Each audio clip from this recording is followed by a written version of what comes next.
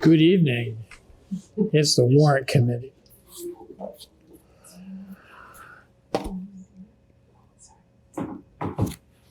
Madam Clerk, would you please conduct the roll call of attendance? Okay, we have Dave Humphreys, Emily, O'Henny, and JJ are on Zoom. Steve Geister, Tom, Lori, Allison, Jareen, Amanda, Judy, Steve Rhines, and Jay. Thank you. Our first matter is that which is reflected in Article 27 of the warrant, which we had previously voted no recommendation at this time. The question being essentially if the town would vote to authorize the select board to sell the former Kidder Branch Library. And we've asked the town administrator, Mr. Milano, to give us a presentation with regards to this. The town is asking for the sale. So, Mr. Milano, you are recognized. Thank you very much. Good to see everybody again.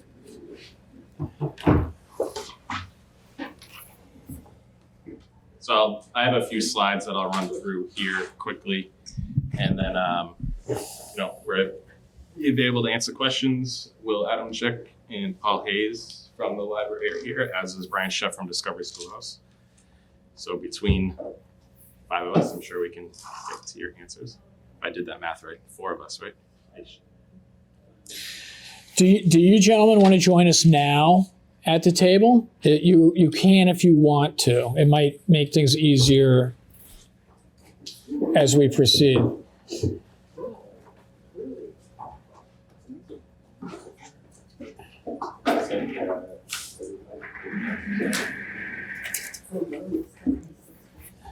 Thank you. Thank you. So we had, I had given the Warrant Committee a brief update on this maybe a month ago, perhaps longer. But just to recap some of our conversation regarding this warrant article to where the town meeting would vote to authorize the select board to sell the property in accordance with the purchase and sale agreement. I'll go through the timeline, but first, just as a reminder as to how the town has this building. It was transferred to the town from the Kidder House Association back in 1928. And the final decree of this transaction by the Supreme Judicial Court said that the property should be used in connection with the public library in the town of Milton as a branch library or reading rooms or for other proper public library purposes. Several years ago, Town Council reviewed this decree and advised the select board that, and the library trustees, that if the building was no longer being used for a library purpose, it should be used for a library purpose, or the town should look to sell the property, at which point the sales proceeds from any sale would accrue to the library trustees for the benefit of public libraries in Milton. So that's just kind of a big picture of why we're looking at a transaction. I know there's been a lot of history with this, so I focused on just the past 18 months to 2 years. In March of 21, the town, through the select board, released a request for proposal. There was only one response from Discovery Schoolhouse. No action was taken, and this kind of, as Brian would indicate, took the course over quite a long time back and forth between the select board and Discovery. So after it had been quite some time that had passed, the select board looked to issue the RFP again. That took place in December of 2022. Proposals were due in January of 2023. 2 proposals were received. One was from Discovery Schoolhouse for $500,000 to purchase to continue the programming that it's taking place there currently. The other proposal was from a development company called Westfield LLC. They offered $400,000 to build 4 2-bedroom rental units. One of the evaluation criteria that the select board included in the RFP was compliance with the zoning for that property. And Westfield LLC's proposal would not have been compliant with zoning as multifamily units are not allowed in this zoning district. prior to the RFP going out in May of 22, the select board received an appraisal for the property.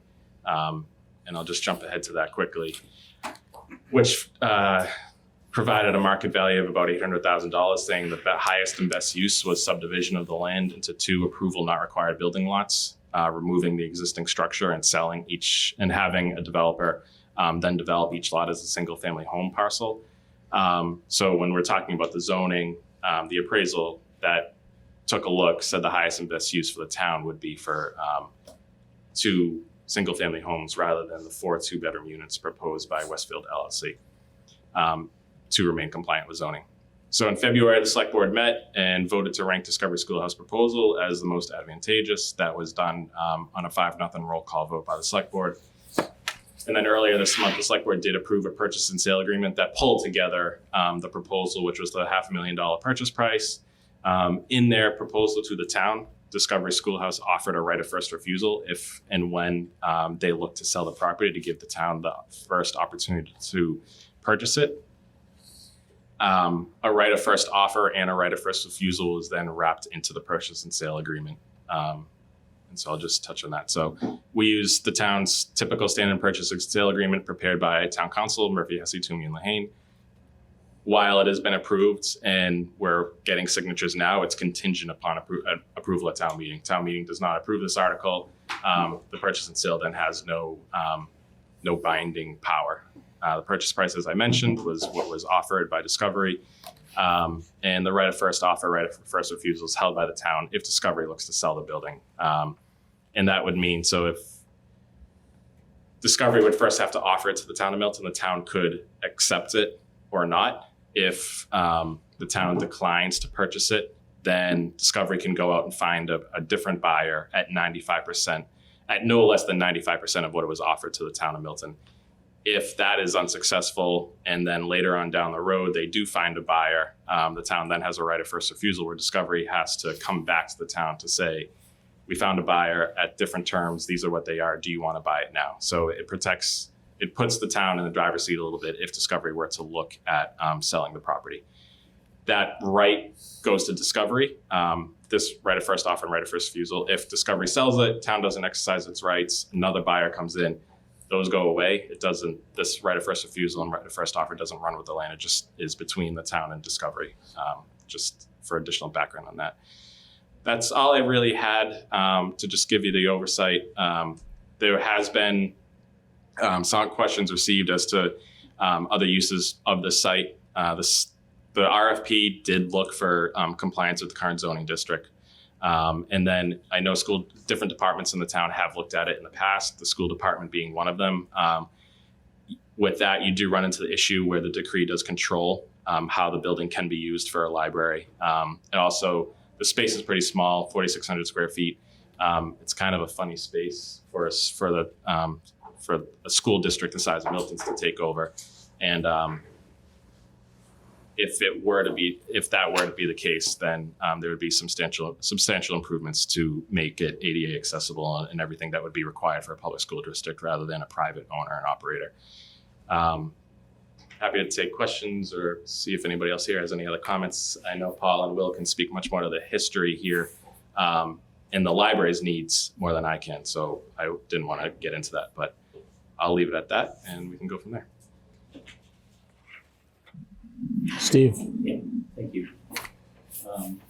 So we're short on places to put schools, to put people, to put administrators, and yet we have this space. And I've walked around it. I haven't gone inside, but I've walked around it. It's a spectacular house or library, and I just don't understand why we just want to just sell it. It's like, why not use it for something that the town could have an advantage of?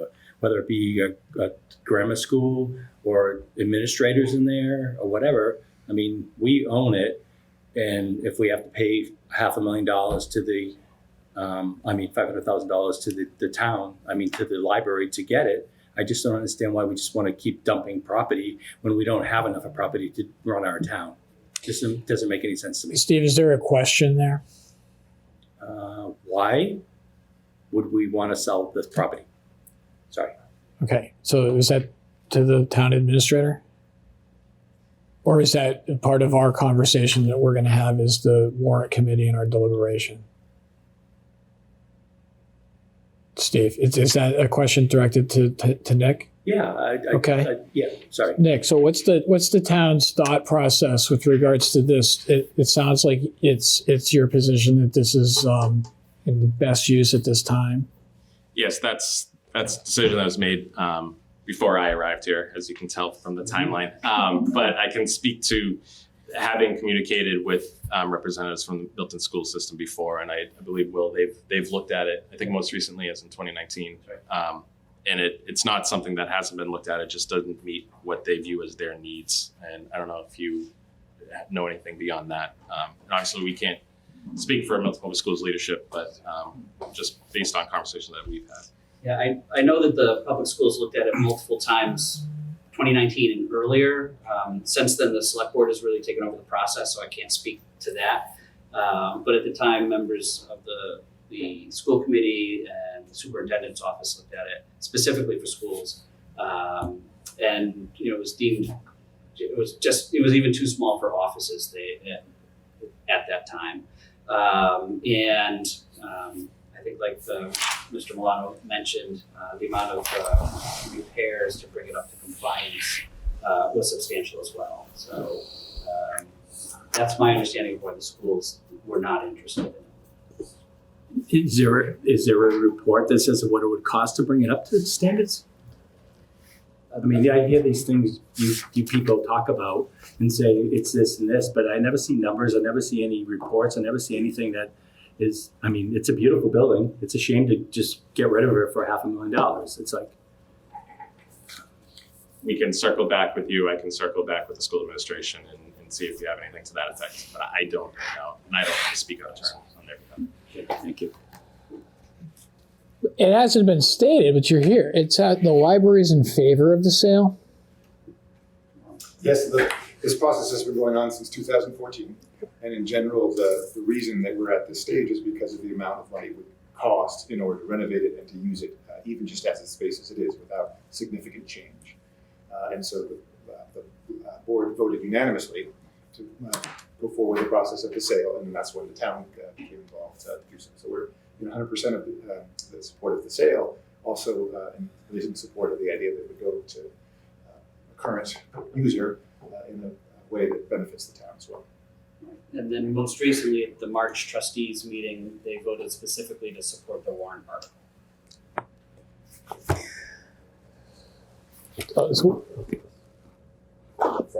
Okay.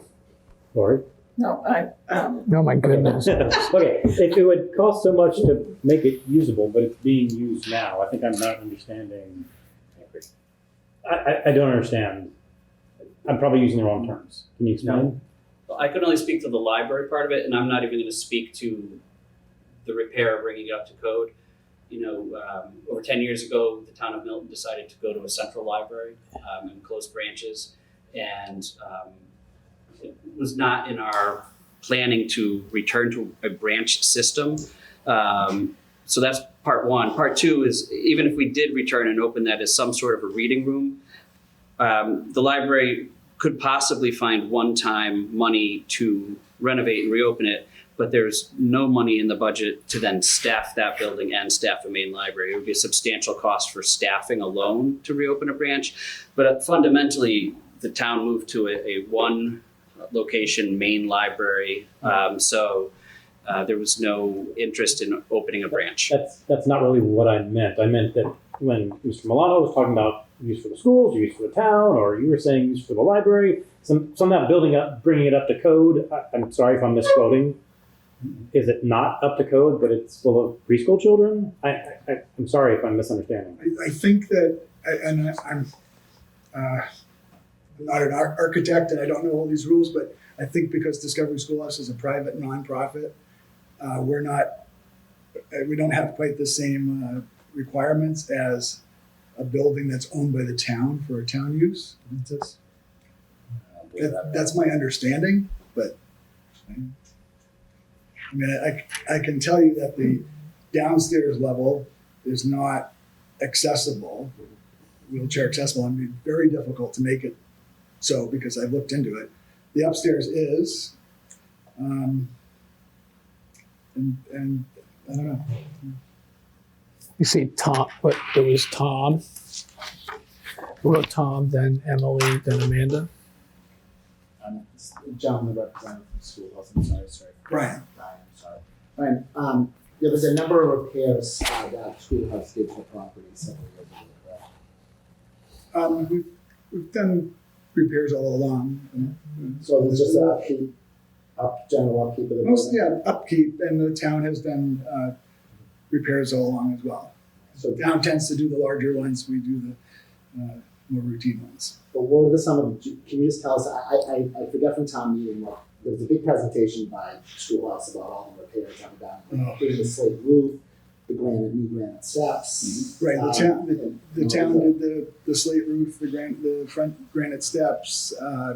They've done repairs to the ramp and the fence and the door, and we've done painting and carpeting and the water heater and oh god, like there's always something to do, but Oh, yeah, typical. it's a typical old building. It's in good shape, but there's always something to do. And you said that the basement is an ADA compliant, correct? It's not, no. Does anyone here know if the old East Milton branch is ADA compliant? Is an elevator put into that? I don't know. Sorry. I know the downstairs, I've never been in the East Milton branch. I've been told the downstairs is configured completely differently. Upstairs is very similar, and the building is identical on the outside. Thank you. Emily?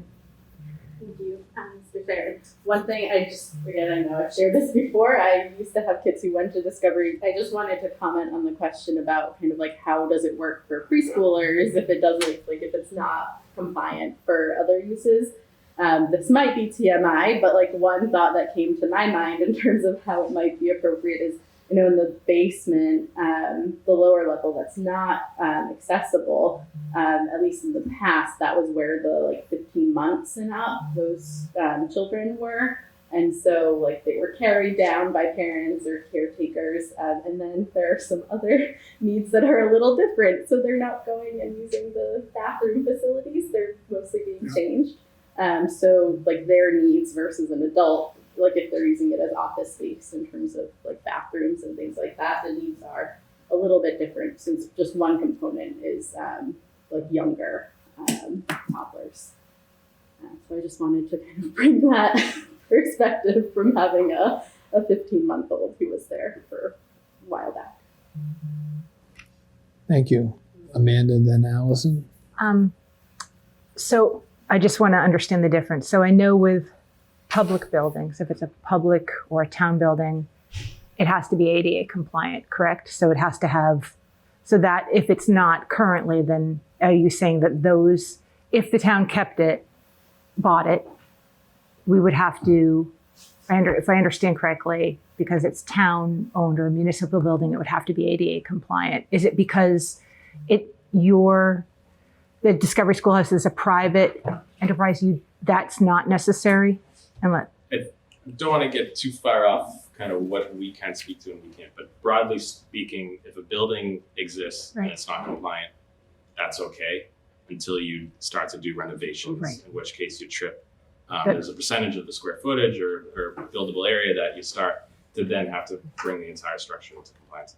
And my understanding is that the specific issue here is that in order to provide educational opportunities in a public school, is that facility is required to meet those higher level standards. So it's a little bit of a different case there. Yeah, okay. It's not quite one-to-one. Okay, thank you. Also, Allison. what was the lot size again? It's about Half an 20. acre. Yeah. I have it here if you want. The building is 4,600 square feet. 23,470 square foot lot. The building itself is 4,676. What is that? What's that acreage? Is that a half? Just Yeah, about it's that about acre, roughly. Okay, thank you. Give or take. 4,000 an acre. Do you use the basement now? The lower level? Yeah, we do. You can use it, as Emily described. Yeah. Okay. We actually have kindergartners and toddlers, 2 rooms. Okay. And yeah, that's a good point about the, right, we're not doing any renovating. Right. And so, yeah, if anyone came in and did major renovation, they have to bring everything up to code. I think that probably is the issue. Okay. Thank you.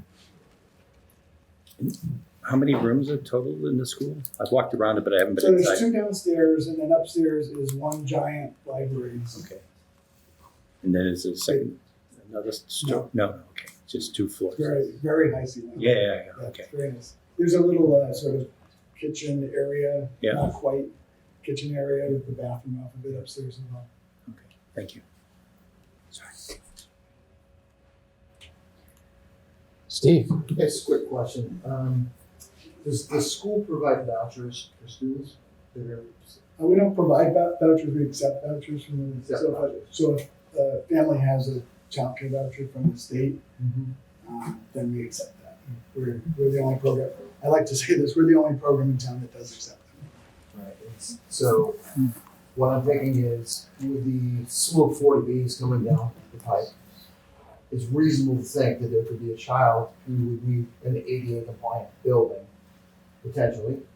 It could be coming as a student. The ADA is a big deal for me as well. Being compliant with that, because you're going to probably have to retrofit that building at some point. If you do any kind of electrical work, start opening the walls, inspections start happening, right? At some point, they're going to have, would you agree, Nick? They're going to have to, once an inspection comes in. Well, we get inspected every year by the town. Okay. And the way I understand it, if we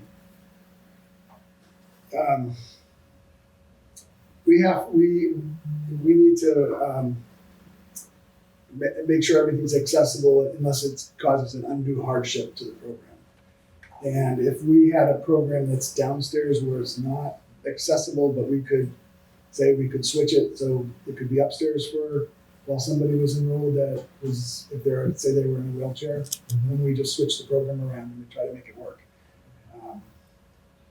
I've looked into like what it would take to make the downstairs accessible, and it's just it's difficult the way the bathrooms are and the ramp. If you've seen the ramp on the outside of the building, you'd need the same giant ramp to get downstairs. Yeah, and I think of the map, right? The Milton Arts Center. I think that was, I think we're up here, I think that's former library, right? Yeah. Right. It's very Thinking similar. about that, my children have gone to art classes, and there's a rear entrance there, exact grade, so they can go right in. Oh, okay. So that's Right, that's the and difference. so there's stairs there too, so there is accessibility there at that building, so I was wondering how we could, or you could start figuring. this Yeah, out. I'd love to make it accessible, but it's not easy. Expensive. Yeah.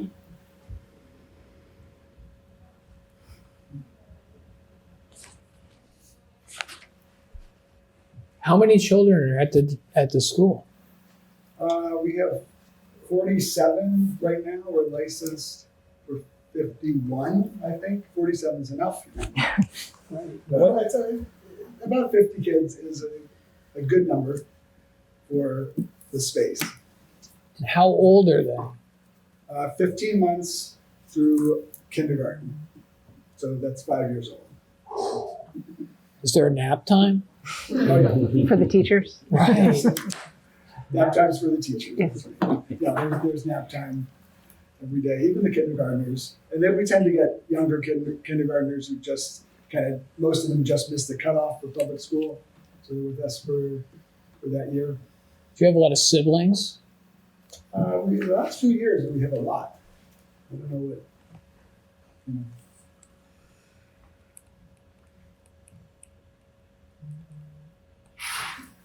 Can I?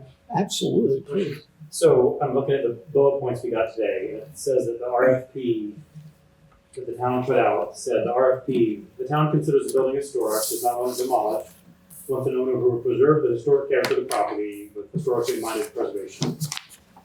So it seems to me that that's one big reason why somebody couldn't divide it into two, build 2 houses for $800,000 maybe. Yes, the prospective bidder would look at that language, knowing they could still apply, but know that their bid might not be as evaluated as highly something that would retain the structure.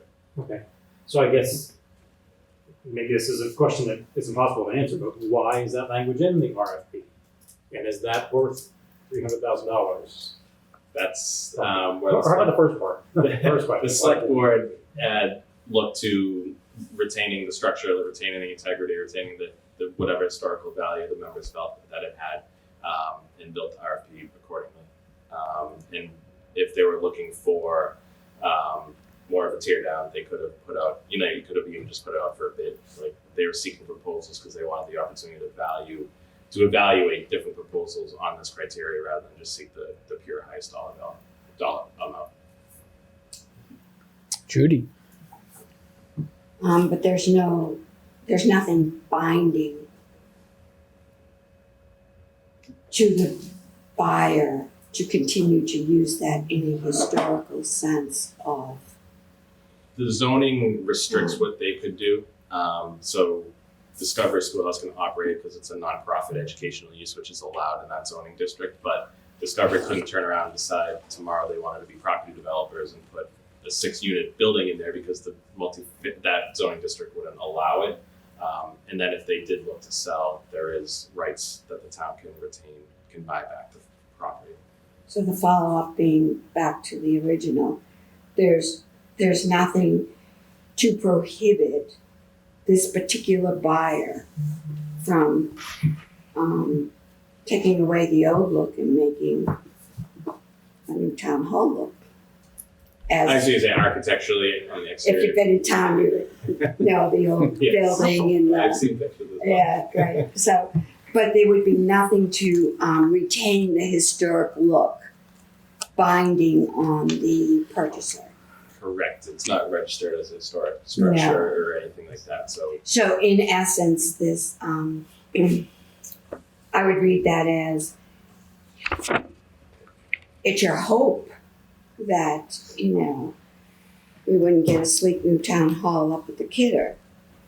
But there's nothing binding to say they couldn't change the facade to be more modern and less historic back to the 1920s.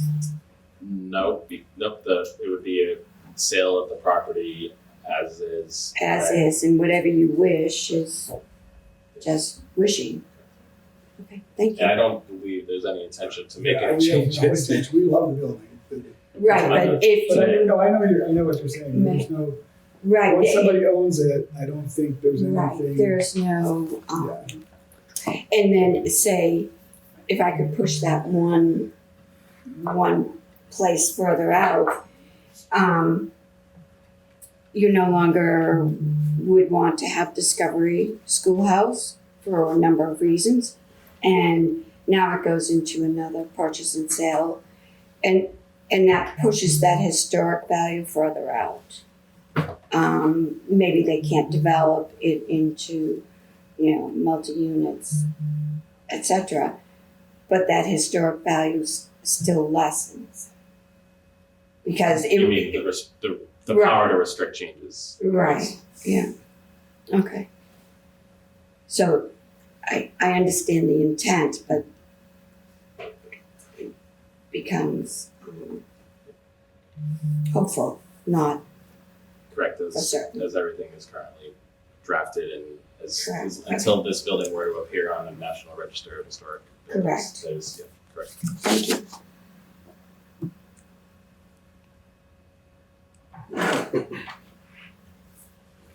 Any other questions? Thank you very much. Thank you. Thank you. Thank you. Apologies that we can't answer all the questions. No. Please,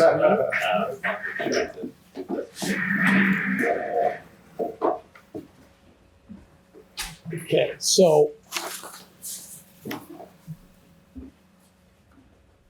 we should discuss. I just also want to point out that we do have a recommendation that we'd previously voted with regards to this article. So if it was the sense of the warrant committee that we wanted to vote a recommendation, I think we would probably need to do some type of a motion to reconsider our previous recommendation. So we would start by a motion to reconsider. It needs to be made by somebody who voted in favor of the motion to reconsider. But what's that?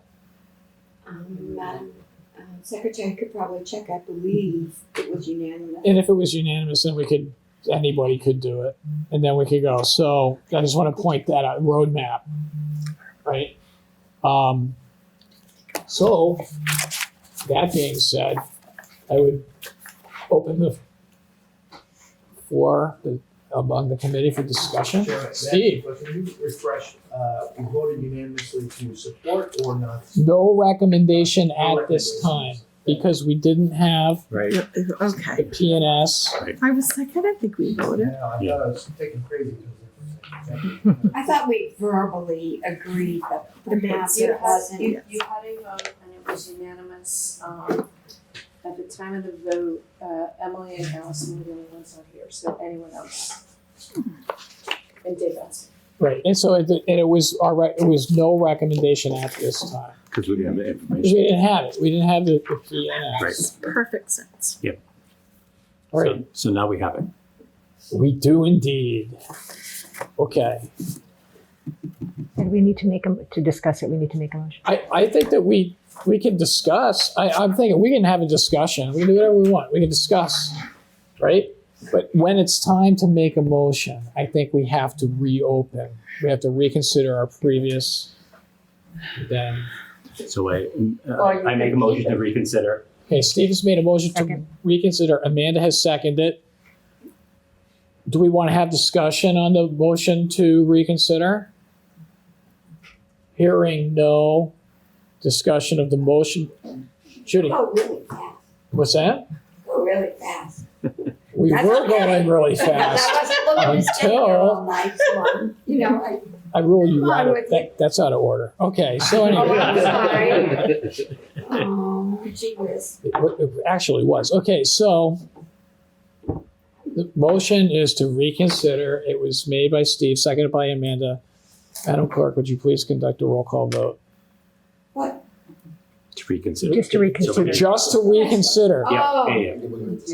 sorry, long day. It's true, it's a long day. Okay. It's a long day. It's just to reconsider so that we can actually reopen it and have a vote. Now anyone can vote, right? Now anyone can vote. Okay. Emily? Yes. O'Henny? Yes.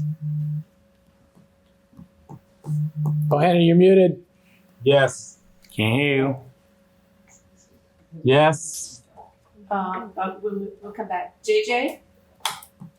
Yes. I don't see him. Yes. Okay, go ahead and say yes. Steve Geister? Yes. Tom? Yes. Maureen? Yes. Allison? Yes. Jareen? Yes. Amanda? Yes. Judy? Yes. Steve Rhines? Yes. Jay? Yes. Now we'll just try O'Henny again? Yes. He said yes. Okay. Did JJ answer? We missed JJ. Did JJ?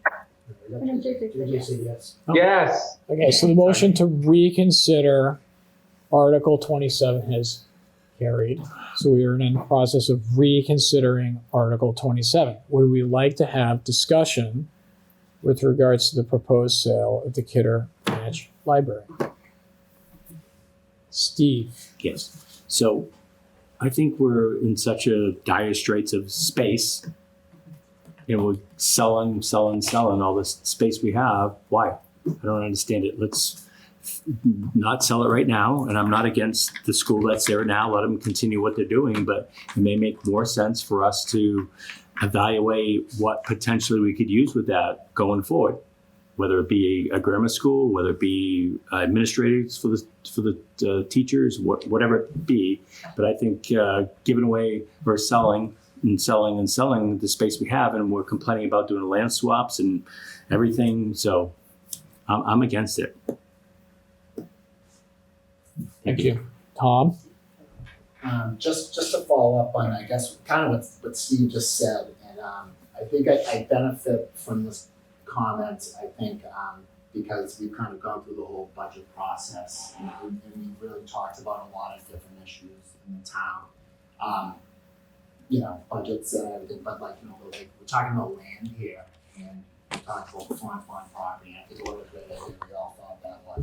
I mean, I didn't agree because we didn't have a dollar sign, but I think it was a good move for the town to purchase. We purchased the fire station land in East Milton Square from the Archdiocese because we didn't have any land. And we spent like 1.8 million, I think, maybe less. I'm not sure.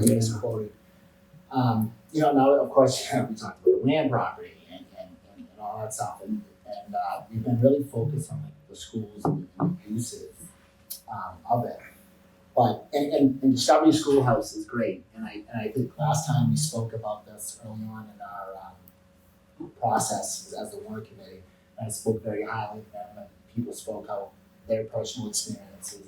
So I'm very, very pro school and pro schoolhouse Discovery, but I'm trying to also wrap my head around the idea of the intent of Nathaniel Kidder, and obviously like our friends at the library, the trustees of the library, in keeping a strong central library, and what this money would do to help maintain that.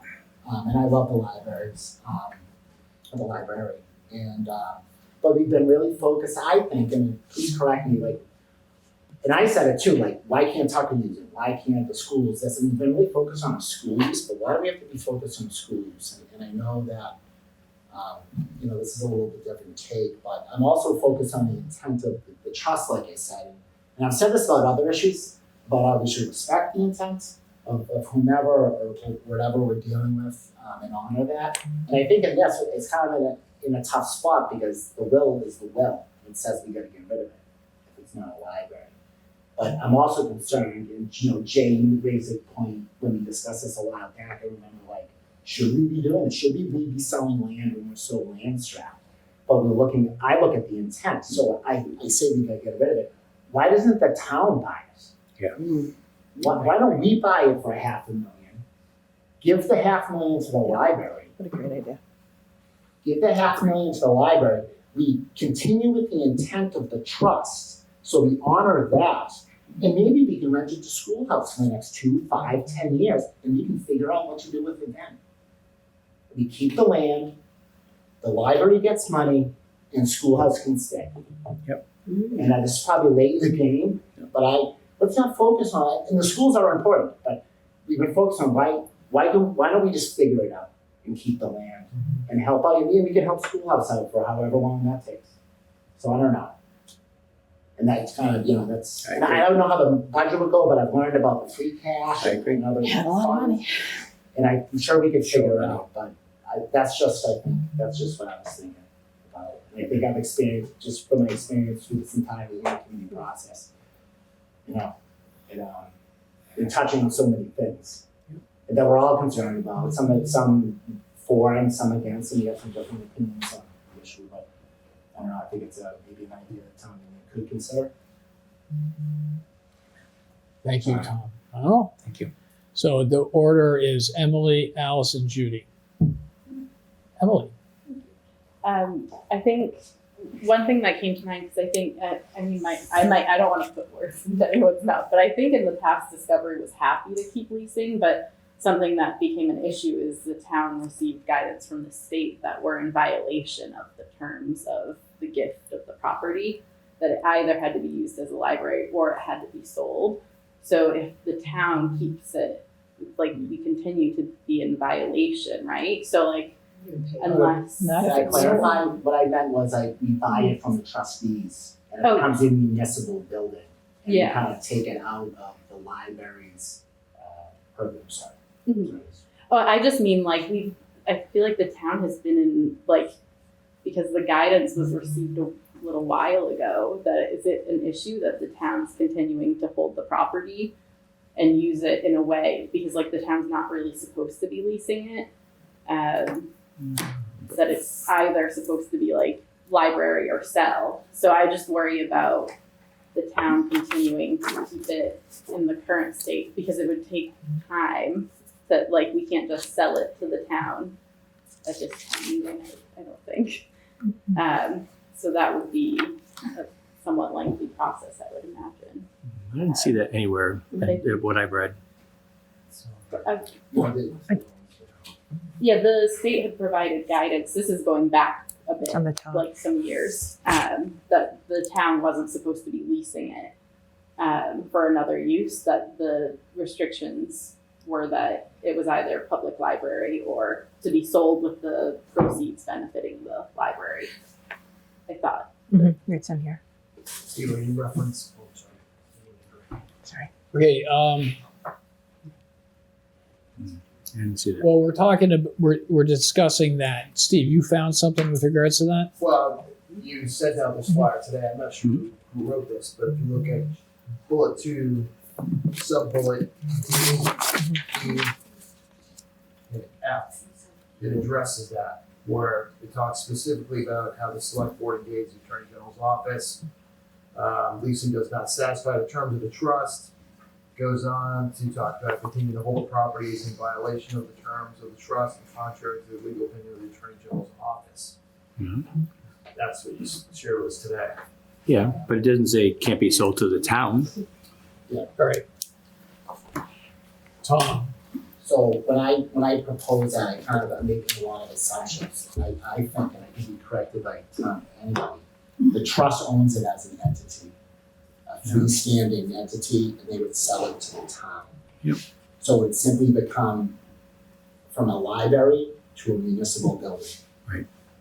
So it's an entity, the trust, as a living entity, it would just transfer to the And then town. we would fulfill, to your And point, we would fulfill the the intent intent of of the trust, and pay keep the land, and then maybe still generate that revenue for the library, the library would get the Right. sale money Yeah. from the town, and however the rent goes, I don't know what they do with the property up at the cemetery now, but it would go to the general fund or however, Yeah, and wherever the rent would go, Right. we continue to rent it to the in cemetery. subsection F says exactly that the town can buy it. And there's nothing to say Discovery, being the purchaser, Right. could not in turn lease We'd have to their have- property. So Discovery buys it 2 years from now, whatever, they could lease it, still retain ownership I'm not a lawyer. and lease it to God lease it.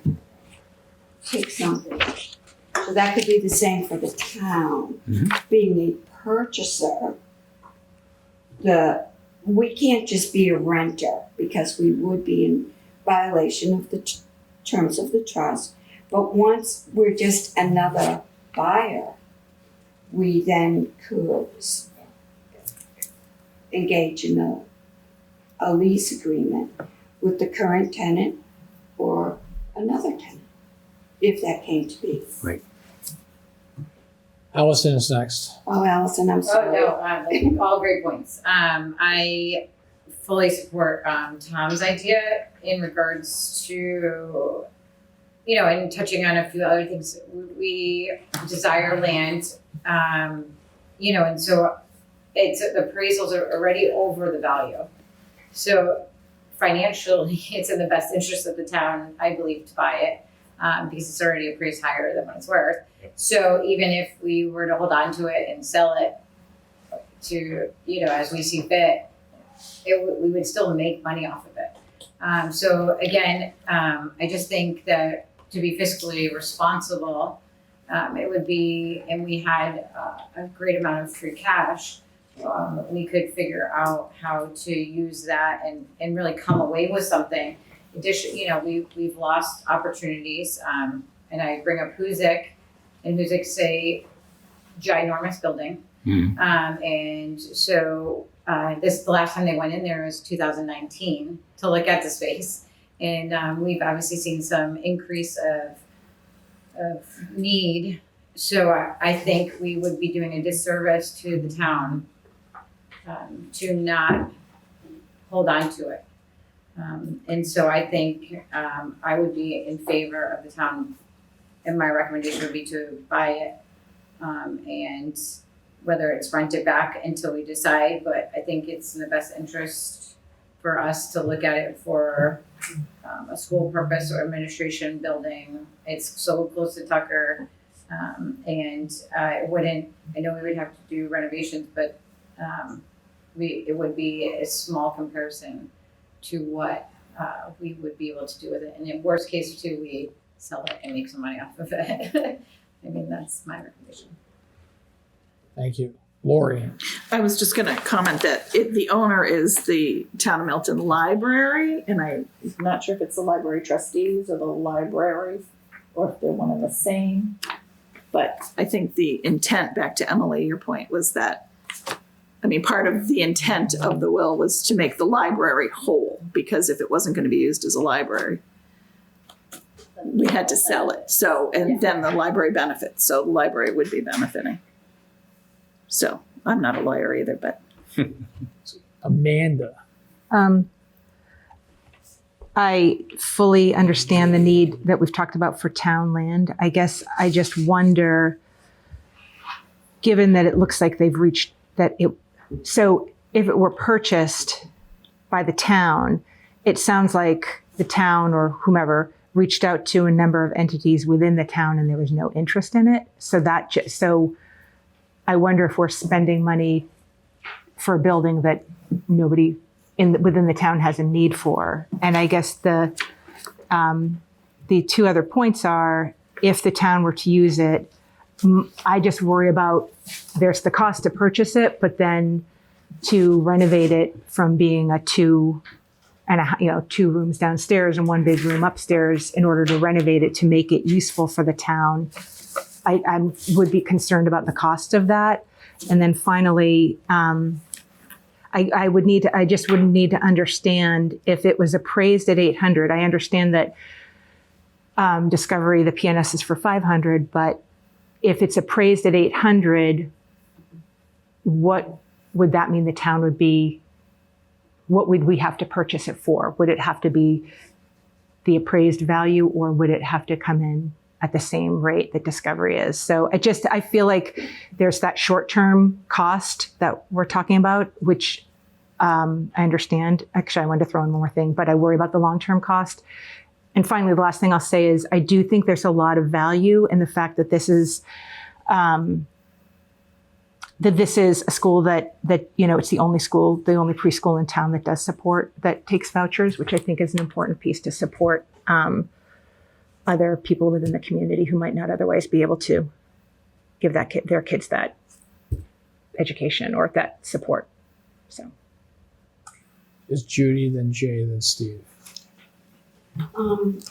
I think I heard that, and I wouldn't know how this would happen, but the town could make, I don't know how this would work, but I just floated out there.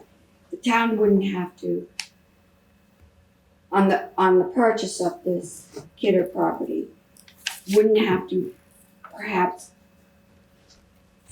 in the purchase and sale make, we're going to give you X amount of dollars now and then X amount of dollars each year to the trustees. And I don't even know if that is possible, but if it were, that would take the pressure off, and that would have to be, we'll give you $100,000 right up front, and then each year to make up to the 500. But in the meantime, the rent would be coming in, and so to offset, giving the trustees, like next year we owe you another $100,000. So the rent would be coming in, and that was, what's left over from maintenance, and would go towards the agreement that we owe you more money this year. Does that make sense? It does? Okay, thank you. Jay. So there's a lot I like about that idea. I understand the idea is sell it to the town, and the town continues to lease it to the Discovery Schoolhouse. There's a lot I like about it, but I have two hesitations right now. The first one is that that's sort of not what's in front of us. What's in front of us is the question, do we sell it to Discovery Schoolhouse or not? And if we say, we can say yes or no to that. And we don't really have the right to say that the town should buy it. And I don't even know, so we're in violation, we've been in violation for multiple years of this. I don't know what the consequences are of it takes 6 months, it takes a year to sort it out. I don't know what the consequences are to continuing to be in violation. But so my first hesitation is that that's not the question we're being asked. And my second hesitation is that I don't know if the town wants to buy it. I don't know if Mr. Milano is prepared to speak to, does the select board want to buy this and own it as a town asset? Was this considered? So I would love to hear something along those lines. I can't. So as long as I've been here, we haven't discussed whether this would be. We should.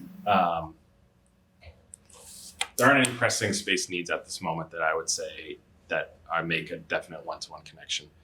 We haven't engaged in that kind of long-term planning around facilities in a recent time. I mean, the other piece to remember here is that once the fire station behind here is complete, is that there will be an additional meeting room on that first floor. In addition, they are maintaining the second and third floor.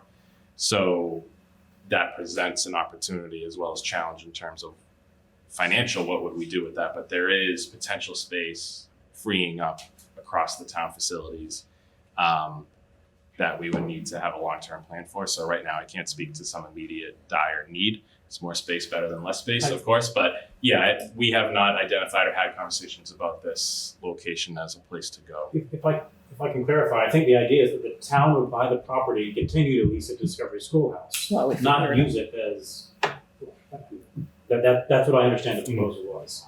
So it would just be like a financial transaction for the town. Right. And the use would stay the same.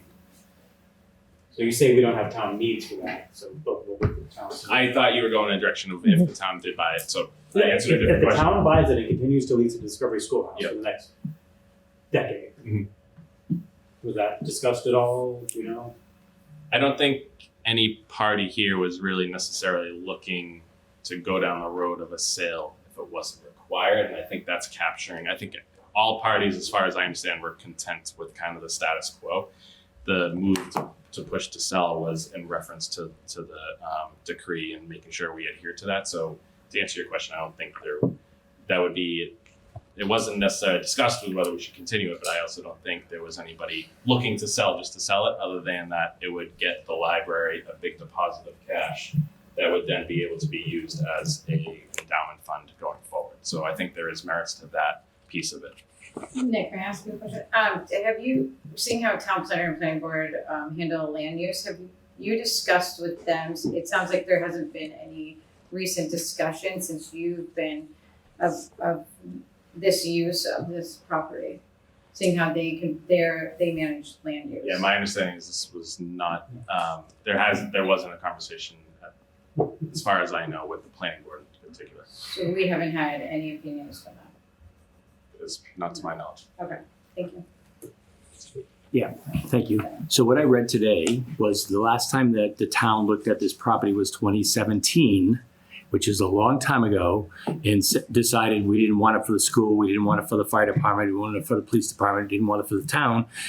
Things have changed a lot since that time, and before we make a decision on buying or selling or whatever we do, we should go back and recircle around. It's like, all I hear is we need a new school, we need a new school, we need a new school, we need this, we need this, we need this.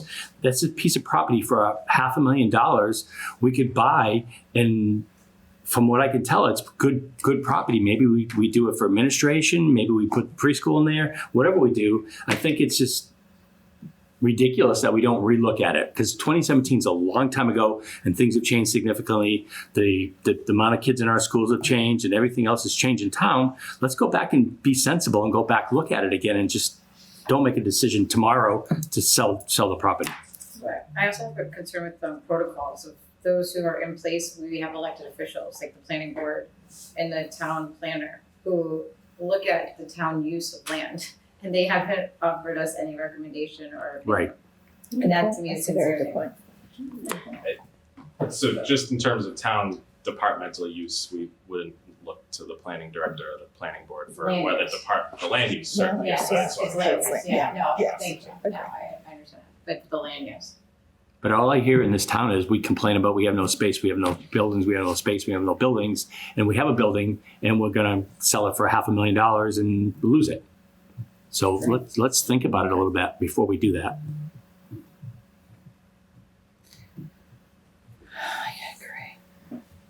Thank you, Nick. Sorry, thank you. Does Do anybody, okay answering? Jack? Thank I don't think you. I have one other question, because I know one thing that's come up is like the cost for maintenance and repairs. Is there concern, I mean, I would think the other part of the town continuing to hold this property is, like, is it somewhat of a liability with the age and condition of the property? Yeah, I was just, Well, No, that's a long-term cost for the town, even with our lease with the Milton Arts Center is they're responsible for some maintenance and upkeep, but the town takes on the bigger projects. At a recent select board meeting, there was talk of installing a new driveway at the Arts Center, but that would be the town taking its rental payments and paying for the driveway. So those larger maintenance projects at any of these facilities that the town still owns, typically it's the town's obligation to pay for. Like the wharf. And others. does the town own the art center still? Correct. And is that not part of like this whole library issue? That, anybody, Tom seems very knowledgeable about it, that it has to be used for a library? No, that is not Different- subject to that's this a different property one. was Okay. acquired by the town for a different purpose. Got it. I like the little branch libraries. Nick, would you be able to weigh in on, and if you can't, I understand, like the difference it costs? So, for example, if it's being purchased currently for 500, would that, like, say it went back, would there be, like, how, since we own it, how do you negotiate with yourself? Like, how would you assess a fair market value if the town were to purchase it? Do you have any idea I about think that? it's what you, so a couple of factors. You can assess fair market value by doing an appraisal. Mhm. Alternatively, you can put the property out and see what you get. Granted, there were some evaluation criteria that may have limited the market or depressed the market a little bit in this case, but if I would defer to town council on that, Okay. but I think fair market value would be what would have to be required if there was any mechanism or ability to satisfy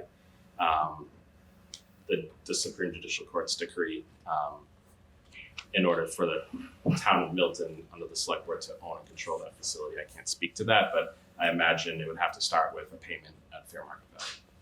So can I just say a follow-up? So when it says an appraisal that the town completed and determined the best and highest use of the property was for a developer to demolish the building, subdivide the lot. So when that said, is that the town determining that, or the appraiser? And The appraiser looked at what was buildable and allowable by zoning. Mhm. And in that district, you can build actually up to 2-family on lots of those sizes. I think they're about 11,000 square feet each. Mhm. You can build a 2-family if on either side of you there are 2 families. Otherwise, you can only build 1 family. So in that case and in that scenario where the appraiser arrived at a value was subdividing it to build 2 single-family homes on those 11,000 square foot approximate lots, and he came up with a value of about $800,000. And then the second part of that was the appraiser looked at comps of a private or church use putting their property up for sale Mhm. and maintaining that use and seeing if there are any comparables that were at a higher per square foot price than $800,000, and he determined that there wasn't. So at the end of the day, the highest and best use and the fair market value based on the appraisal was the $800,000 going down the just demolish and sell as buildable lots. Okay, thank you. Allison, she was first. She had her hand up. There wouldn't be any reason to believe though that, we would have it at 500, the town would, if they were getting it for 5, that we would be paying more than 5, because we would be meeting the need of the trustees and paying them in fulfilling that need at 500. We're very far out my Yeah. my expertise. But So I mean, I wouldn't see it going up, so that's why that was just my question is, I mean, if we were doing 5 for Discovery, why would The we? town have to pay 8. I think that'd be a good place to start. Yeah. I just Thank think you. somebody No, would have to okay. decide what the fair market value is But- in that scenario. Add to that, I'm just the comment, it'd be interesting, I think the trustees would probably have to weigh into that, because they're the ones selling it, and they have to do what's best for the trust. So. In this case, I'm pretty sure that it's not as comparable as to some of the other trust examples, in which case the select board is acting, they are the owners of the building, but they have to manage the building in accordance with that decree. So it's not, again, but so I think the solution thrown on the table is possible, but I can't speak to whether that's legally Well, the town viable or owns the not. building, not the select board. Correct, right, acting to the select board. So it's just to my original point, this is like something I think the committee should think about.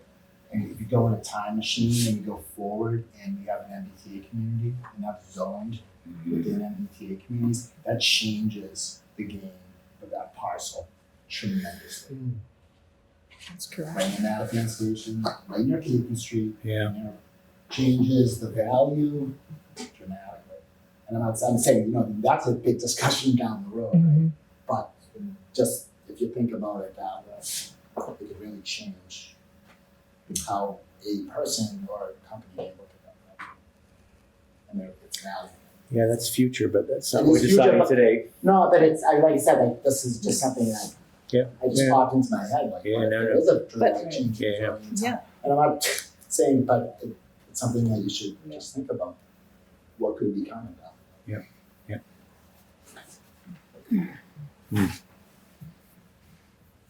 Do we have any Zoom hands?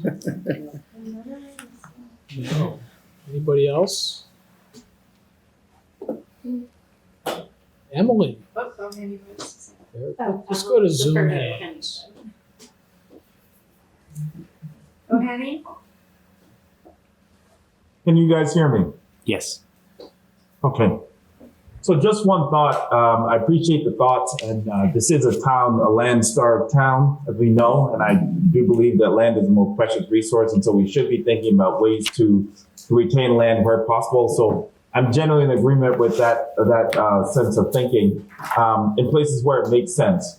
The question I have is around the plan that's being proposed to buy the land, to buy the property by the town. Would this set a precedent, and I want us to consider for how to get outside of the will, outside and around wills and deeds and towns where people lay out the declaration of how they want this done, right? It seems that by doing this, we're doing this to subvert the will of Nathaniel Kidder, right? And to get or find a way, buying that out from under them, the town holding the value and then making more money later. And so I just want to caution us to think about that is, do we want to set that precedent as a way of getting around that which people have laid out their desires to be?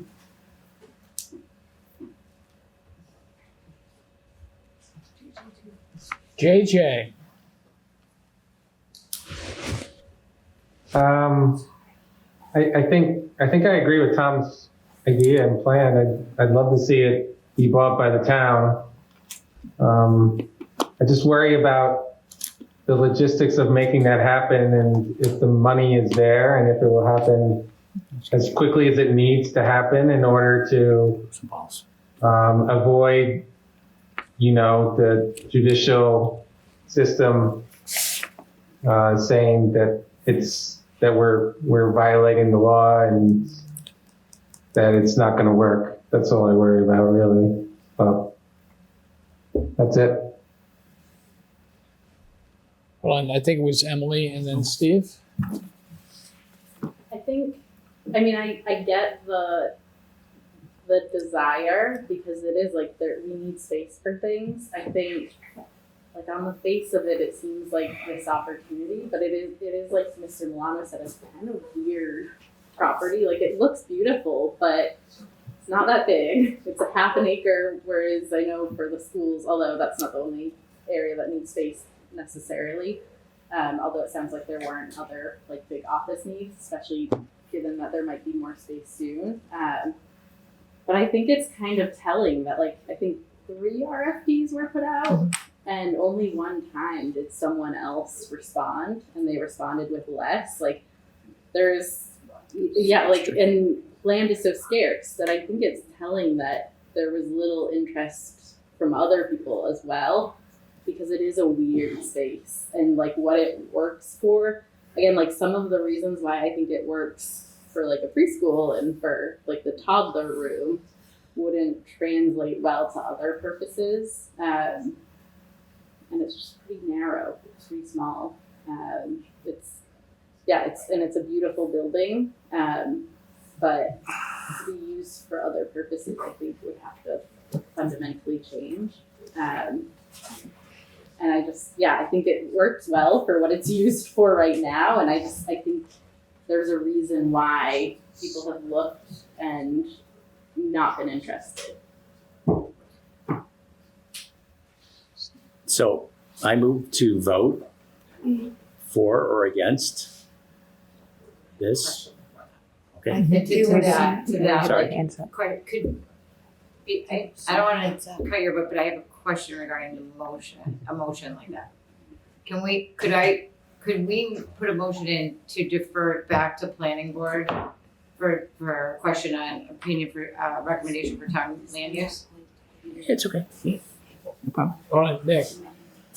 I just would like to correct an earlier statement. So, Will pointed out to me that the trustees and the library did engage in a number of departments, including planning board and the planning department back in 2019 as well. So I misspoke, so I just wanted to clarify that before it was taken to the bank. Yep, and so could you please just complete the picture? The statement originally was, what did you originally say that you want to clarify, Nick?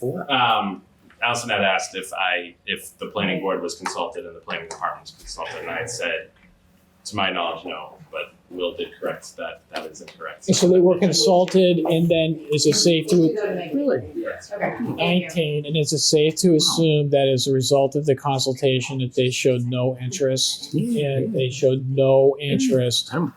pursuing this property for their purposes of the town? Is that a fair assumption? Will? Just to complete the thought. Sorry, so back in, from 2014 to 2019, the library trustees were leading this discussion before the ruling that it was the select board to lead it. So as recently as 2019, which is a long time ago now, I appreciate that.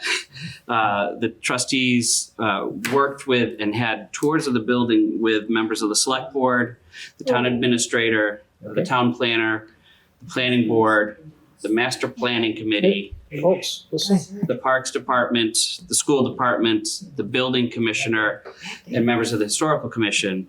All at that time, we had public meetings as well, looking for any recommendations for alternate uses of that property to be brought to the trustees or the select board. And there were no other alternates brought from members of those groups at that time.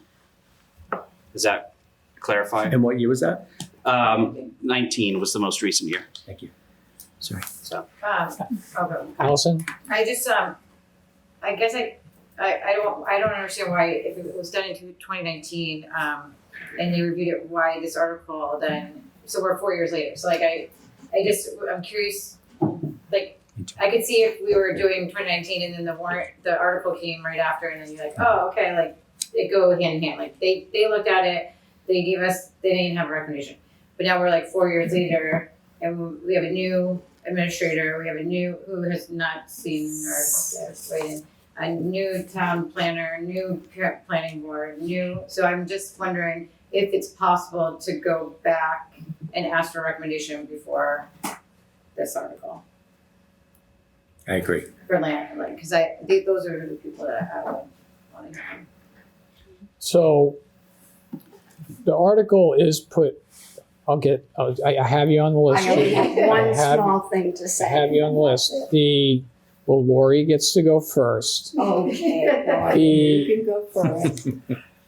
Spoiled. Can I just make a comment about the 2019 language? Yep. That's because there was an article in the 2019 town meeting where the trustees were looking to sell the building. That's kind of why that's the Thank you. demarcation. I appreciate it. Thank you. So, I mean, we have in the past voted to refer like to the select board. So because the article is put forward by the select board, so we could refer to the select board. We don't do like a hot potato thing where we go from the select board to the planning board, right? To if we felt that there was, more work to be done. It appears to me that the Kidder Library issue has been a live issue for a long time. And it was back before us in 2019. Shucks, maybe I'm getting old. It doesn't actually seem that long ago to me. In terms of, the history of our town. Like, Reagan was president, right? 2019. So, to me, it's not actually, and it's not, and it's been a live issue. So it's not like the issue of the Kidder has gone away. If anybody had an interest in the property, we'd be hearing from them. It does appear that the town and the departments have taken a pass. So I think with regards to that, it sounds like back in 2019, the last time that this was vetted, the town came in, said we're taking a pass. So I would that's something to consider. Next on the list is Lori. I had two questions. When did we get the decree from the Attorney General's office? Does anyone know that? So there's the original Supreme Judicial Court decree, which was 1928.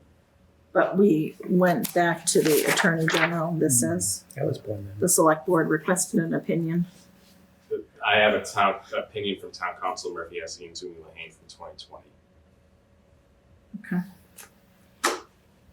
And then it went out in an RFP process in March 2021. 21 was the date of the most recent response from Discovery. And when, do you put a for sale sign on the building? Or what's the RFP process? So anytime Never seen a for sale sign in front of the building. there's a disposition of real property in a city or town, you can issue an RFP, which allows you to build in evaluation criteria, or you can just issue an invitation for bids, in which case you're just seeking price proposals. Either case, there's an advertisement in a local newspaper. We always go in the Milton Times at least 30 days beforehand. You have to advertise in what's called the Central Register, which is an advertisement that's put out by the Secretary of State. I think those are the two main advertising places. We put it on our website. Bids are out. The bid documents are always accessible on our website. So that's how it's advertised. And typically what you'll do is you'll notify people that you know are perhaps interested in the work or in acquiring the property. So in this case, Discovery was interested. Right. So it was forwarded to them when we were posting it, likewise everywhere else. Thank you. Goes Judy, then Jay. Judy? Thank you. I just had a thought. We currently rent office space in Quincy for 2 town employees. I don't know what we pay in rent. I don't know all the particulars of the financials of that. But the reason given when I asked a question why we are renting space for town employees to do their function in the retirement fund, I was given an answer that there was no room in the town hall here where people work. With that, for that. And so That's a thought to consider, that as recently as this budget, when I made that inquiry, I was told, I don't know how long we've been renting there either. I didn't delve deeper into that issue during the budget discussions. But we are still putting town employees doing town work in a rented office space, not even in our town. Giving a business in our town's money, you could say. In that regard,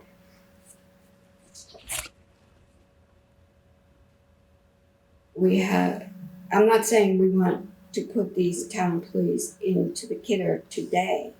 What I am saying is, when we're out of town renting, why are we giving up a small space? Certainly enough space for 2 employees. It would seem to me, because I actually am been in town long enough to have gone to the Kidder Library when it was a library, because I could walk there, and it was so much fun. And I just point that out. Thank you, Mr. Chair. Do you want to respond? I'm not sure if I wanted a response. It's I the think I was retirement making board. that. It's the Milton Retirement Board, and they did look for space in Milton, and the place was much more expensive than it would have been to locate in Quincy. And yeah, if the question is why wouldn't we bring them here, but then it's also 4,600 square feet for 2 people is probably not very efficient. Oh, well, we as could hire more people then. I'm going to go with Jay and Tom. I'm so sorry. That's the 2 And people. then Jay. Okay, real quick, the pension office pays $1,072 a month in rent, or at least they did a year ago. So that's something. Mr. Milano, can you repeat the whole right of first refusal issue that's being built into this? Sure. So if Discovery looks to sell to a third party, they have to first come to the town. The town has a time period at which it can review and make a proposal and try to buy the property from Discovery. If the town declines to do so, or to accept the offer at that price, Discovery then has the option to go out and find a third party buyer, but they cannot sell it at a price that's 95%, less than 90% of the offer to the town. So they can't go out and find some. It has to be commensurate with the town's. Okay, town's so if they offer. offer it to the town for $10 million, the town says no, they can't then sell it for $750,000 to somebody else. And then if they do, and then there's time limits as to which they have to go out and find these third parties, and then right of first refusal will kick in if at a later date, depending on how the transactions go and the process goes out down the line. All right, so that's definitely far outside my expertise, but I do think that makes me feel a lot better about selling it, because what does that practically mean? That practically means this building would be used as Discovery Schoolhouse until it's not, and then the town could buy it back. And Discovery, it's a nonprofit, which again, we're talking about things outside my expertise, but I assume the nonprofit has limits in what they can do. They can't make it into a Kentucky Fried Chicken. They have to keep it running as a preschool. So it's going to be Discovery Preschool again until it's not, and then the town can buy it back, which practically speaking is what would happen if the town buys it and then leases it to them until they decide to not. So where that brings me to is, if we had in front of us the choice between, we can choose to say, we're selling it to Discovery Schoolhouse, or we're selling it to the town of Milton, who will lease it to the Discovery Schoolhouse. If those are our 2 choices tonight, I might choose the second one, but those aren't our 2 choices tonight. The select board has not said they want to buy it. The select board has not offered to buy it. That's not within our power tonight. So I see the appeal of it, but the right of first refusal, as well as the fact that it would keep doing what it's doing right now, as much as I like the other option, it's not an option in front of us tonight. So that makes me okay with the sale. I'll just say that. And I'd just like to take the prerogative of the chair. It's as we're getting to, it's 8:25, and that Jay brings up a good point. Just to sort of let's start bringing it home. Yep. The issue is going to be, it's yes or no on the article. So, if one theoretically was, wanting to have the town buy it, that's a no, right? So, just let's. May I ask a question regarding that? Yeah, and you know what? And you actually are up anyway. So, my question is, why can we go back though? Seeing how it's been 4 years, I know you don't think it's a long time, but for me, it feels like we have major change with the schools and things in the town, and so I think personally it would be nice to hear from people for the land use, even though they were asked, the town planner. I think we should go back to the select board and ask for them to go back and talk to the planning board and the town planner to give us more of their recommendation for it. Additionally, I know it's not up, but we could, and well, I guess it would be about the sale, but or the town buying it, but the real estate, we could then sell it, next year and make money off of it. So that makes me say like, we really should be considering a no vote on this, because this is a big opportunity lost. Yes. And for many reasons. Not only are we not getting the input from the people that we need to get input for, and I don't know if that I can make a motion for that, but I would highly suggest that we talk to the people that are responsible for the land use in this town, and getting their input first and foremost, because those people have changed, and I have yet to see even what that documentation from 2019 that was not sent over. So that would be my vote. And my motion, if that was possible, to send it back. okay, so let just. It was Allison. Then next up, we have Tom, then Amanda. But just to get to what you're talking about here, Allison, is that there is a motion that we could do to send it back to the select board. Now, we've done things in the past where we sent things back where we did not think that enough time had gone in, there was enough things had been vetted, where we had such significant questions. Normally that would be the kind of thing that would come from the planning board.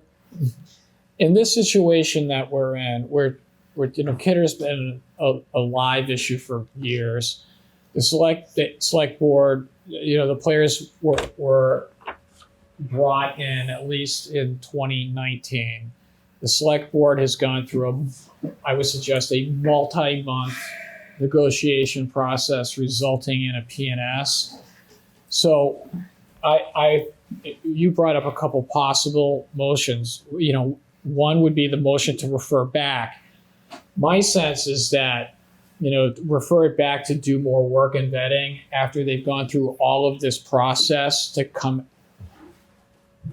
with a signed P&S. I might suggest that just a no vote on the motion might be more appropriate. But if you want to make the motion, you can. So a motion would be to refer, and then in our comment, we would say, these are the reasons why we sent this to the select board for further. My sense is that the comment that would be written for that motion, if it were to pass, would be very similar to that comment that would be for a no, if that were to pass, that the reason why, et cetera, et cetera. So I'm just going to throw that out there as for purposes of creating a roadmap for going forward to a vote. That the possibility of the refer back versus just a straight up vote on the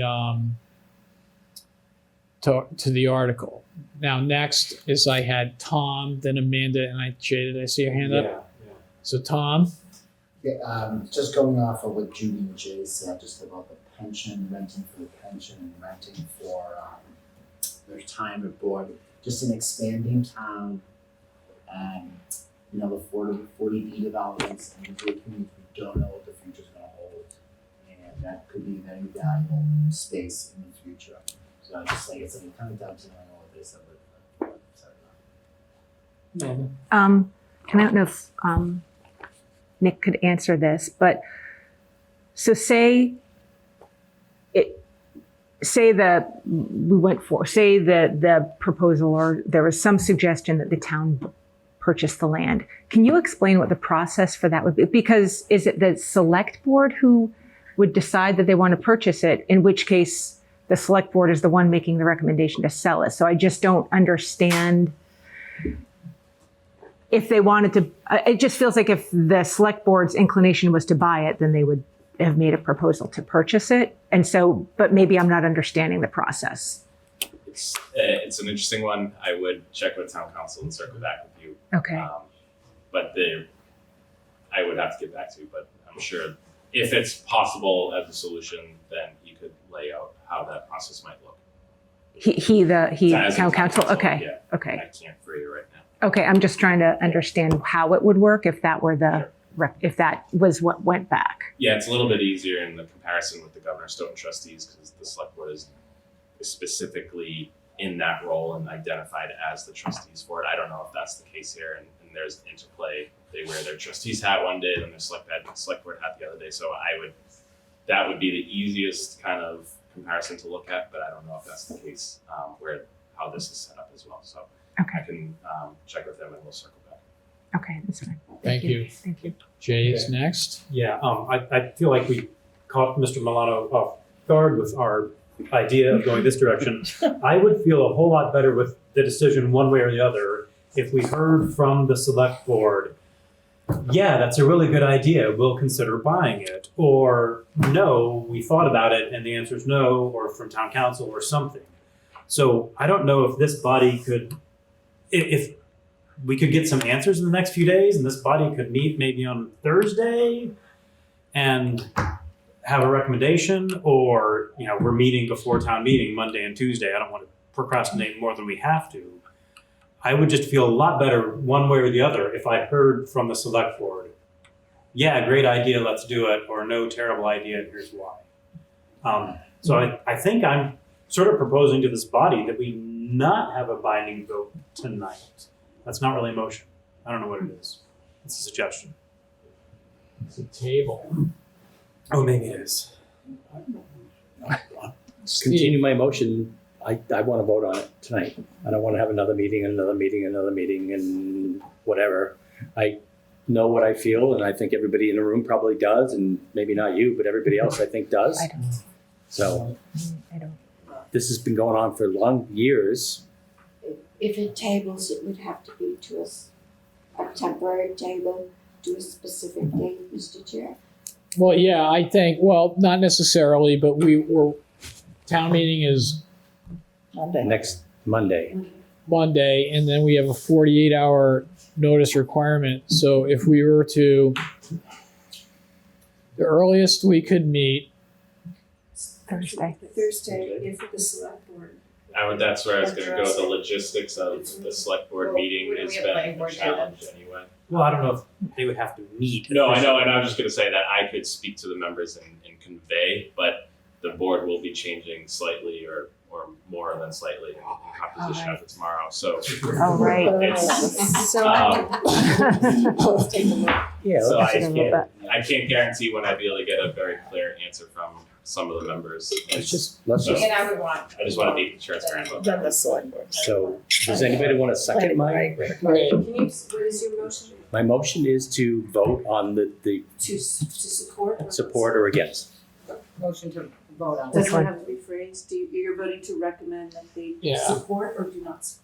I'm against it. I'm just recommending that we vote on it, whether we're for it or against it. I think, is that more of just like a discuss, like that you're saying, like, why don't we? Yeah, so, Just make a decision. all right, so the motion is, so I'll make a are you saying you're moving the question? Is that you want to go to a vote on The article. Yes. the article? Yes. Okay, so because it's As it germane to the stands. conversation of, we're kind of having a do we vote or do we table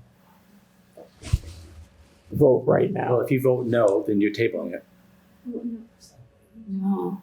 So the question is I think, do we want to vote affirmatively on Article 27? So I hear your motion as it's basically a motion to move the question. Are we going to vote on 27? So I'm interpreting that as a motion to move the question to vote on 27.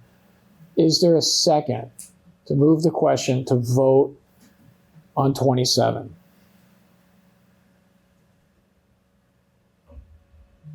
I did not hear a second. That means we're just gonna take the vote We're going to take the vote. and be done. Yes. Take the vote to vote? You're voting to vote. We're voting to vote. It's the motion to move the question. Are we to suspend the debate and to go to the vote and have a vote? Because that is seconded. So can you clarify what a no vote and a yes vote would mean? I'm sorry. Would be to continue the discussion or table it. Quick clarification. Yes, Judy. Clarification. Yep. I believe his motion is to vote on Article 27, the same as we voted on 40 other articles in this warrant. And then if people say, yes, I'm for Article. Okay, hold on, 27, Judy, or I'm thanks. not. As a chair, Okay. I find that his order was a motion to move the question to see if we want to go to a vote. Oh, all right. Okay, do we want to go to a vote? So if you vote, I'm going to call for the roll call vote.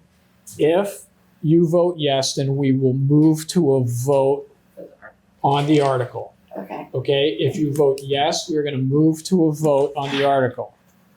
Does anybody have any questions about that? If we move to a vote on the article or we table it means that we are sending it back to the select board, but No, not necessarily. Okay, so we would table it. We would table it. It sounds like what we would do is try to schedule another meeting. So all right, so we're moving the question. The vote now is, if you vote yes in favor of moving the question, that we would then go to a vote on the article, okay? A yes vote goes to a vote on the article. Has been seconded. Yep. It was seconded by Okay, I'm Lori sorry, I missed that. Connolly. All right. Yep, nope, thank you. Yep, nope, it was seconded by Lori Connolly. Madam Clerk, would you please conduct a roll call vote on the moving of the previous question? Yeah, this is ridiculous. Yes, Emily? So I'm sorry. So for me, it's hard for me to vote yes or no because I feel like I don't have a sense of like if they're like how other people feel. Like to me, if there are people who feel like they need information to make a vote, that impacts whether I would be comfortable with moving the question or not, if that makes sense. That like I want to know other people's comfort level before I myself vote. Because Okay. I wouldn't want anyone to feel pressured to vote if they just feel like we need that answer. Is there any discussion on the motion? Emily's asking for people's comfort level with regards to whether they would be, needing more additional time by way of tabling. Amanda? Well, I guess my question would be, some of it for me would be around how that would work if the town were to be inclined to purchase it. But I guess the second half of that is knowing that there is an election, like if the select board changes. So I don't know that really, it could conceivably change in some way.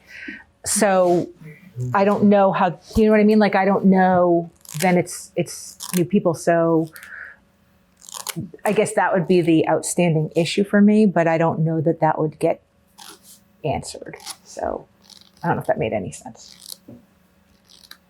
It's hard because, listen, we can assume by virtue of the select board engaging in the negotiations, putting this forward, putting this article before us in the warrant that the select board is in favor of this sale currently in its current composition and is not anticipating purchasing it on behalf of the town. This is what they're putting in front of us. Could that change after tomorrow's election? Sure. Okay. Right? What's the effect of that? Unknown. Right? I think the motion that we have before us right now that we are discussing is to move the previous question, which is to take 27 to a vote. Part of the discussion is, it's like, I think Emily's kind of just looking for a real gut check. Are there people who would be voting not to move the question because they would be holding out to table it for further discussion in another meeting at some future time? It was Jay, then Lori. Yeah, I'll be very brief because I already spoke. I guess I would say the members of the select board will change tomorrow, but I'd like to hear, yes, we already talked about this idea and here's why it stinks. Or, yeah, we can learn from town council and from sort of the background of what was discussed on this, all that I need to know, and not like a vote of the 5 members who will be changing. Lori. I guess I would, to comment on your comment, but was town council at all of the meetings when the select board was discussing it, and will town council actually know? So, and then if we're looking for that, we still have the people that deal with land management and our land policy that we are lacking. And are we gonna get that information as well? Because that, I think, has bearing. And we're out of time. Because the meeting is in 7 days. Yep. Allison. That would be we're only getting select board, I would refer us back to the people who are on the land use to give us a recommendation. I think that's gonna be the most valuable to put forward. So for me, if we aren't going to do that, I would be a no vote for tonight. If we are going to ask the people that are in charge of the land use and the town planner and really do give us the most concrete information, then I would be for doing it. Well, they would just. The chair? But I'd be a no if we're only gonna talk to the select board, because I think if we're gonna do our due diligence and really see what use of the property would be, we need to talk to the people that are in charge of land use, not the select board. To get a meeting of that would be after. Would be after. Yeah, So how would you get that? We would have to in the article say right that it was right. I mean. Well, if we table it, so town meeting is on Monday. Yes. So currently, right now in the warrant, there's no recommendation at this time. That's what's here. If we were to say that we need to conduct a series of meetings to bring the stakeholders together, to hear, all of these things, it's going to happen after town meeting. The other thing, could they vote on it? Could planning board vote on it before the meeting? Well, I'm not sure. Well, or like every other. So they would have to post within 48 hours prior to their meeting, which we would require of them to occur no later than Friday at midnight. That this warrant committee wants the planning board, who is not involved in this in any way so far. This is their property of town. I don't think it's. But if they asked us to do an overnighter to fact check and do discovery, we wouldn't be able to do it either. I mean, what we have. I love your idea. Well, I want people who are in charge of it. Right. It's just how do we fit them in? So then I say we table it, we wait, or I'd be a no vote. That's just my thought. Yeah. So go for it. Okay, hold on. It's Steve. Then Steve. Yeah, I just have a question. So they pushed us into a corner last minute. We don't have a chance to evaluate it. And I agree with Allison about we'd like to have more investigation and understand and have some people in front of us that understand it, but they're not allowing us to do that. So they're pushing this through again, which they do all the time. And so what can we do as a warrant committee? Right. So I totally agree with what Allison said. I mean, I'd like to have some more information before I make a decision. But if I have to make a decision today, it's easy. It's a no because I don't have enough information to make a smart decision. So one way of doing that is that it's a no and then the comment. Right? Is that the concerns, right? Because like the table it option is we need more time. We want to hear from more people. Yes. Because these are the concerns that we have. We need more time. We want to hear more people. That could be done with the no. Like if we table this, I think the green sheet. I was talking to the town moderator about like how to do this. Mm-hmm. Like he would need. If we came out with a recommendation tonight, they would want to have the comment drafted and put on the green sheet And you'd present it. on Wednesday, Right. so that they could post this to the town on the website, so that the town could have time to review this and to use it. You know, if we table this, so the soonest that we can meet is Thursday. If we table this and are able to get the people that we want to have here, if we're able to do that and make a decision, there's going to be concerns that we're not going to be able to get to the town meeting, like our recommendation in a real way. Emily. I know this feels so late, but I just, like, we have been getting updates. So I just want to say, like, I don't think it's an intentional, like, pushing us into a corner. I think, like, getting the terms of a PNS, it takes time. Like, you want to make sure the document is well thought out. So I know that I missed the last. It's been 4 years. It's not last minute. Let her. I know that I missed the last meeting, but I heard 2 prior updates, I think, from Mr. Milano. So I think actually something that I'm now thinking is that, you know, we as a committee have a responsibility as well. And a lot of these questions in my mind, why didn't we ask them, like, I don't think we needed the PNS to ask these questions.